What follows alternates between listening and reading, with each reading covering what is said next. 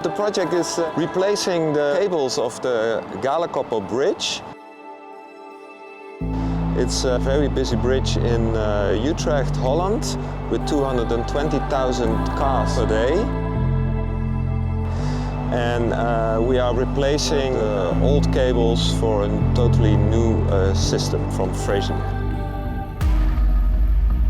La particularité du remplacement de ces câbles, c'est que le pont est toujours sous trafic. Du coup, on a des critères de déformation du tablier qui sont faibles. Et pour éviter toute déformation du tablier, pour chaque câble, on doit les compenser avec la mise en place de haubans, qui au final seront les seuls câbles porteurs du tablier.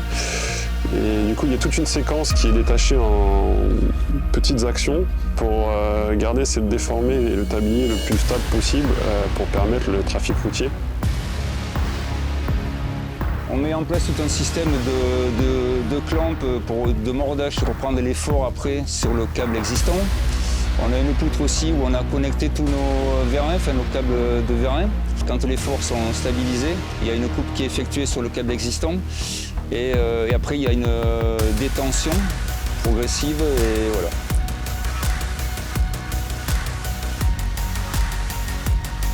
I think the complexity of the work, because if you design something on paper, paper is patient.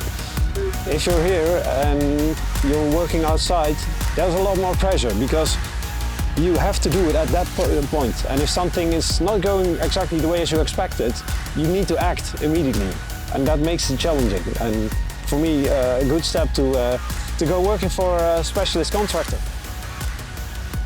Looking at what we do here in this very narrow working area with all safety conditions but all technical challenge we have, and now looking that it's finally working and you see it been done, yeah, that makes you proud.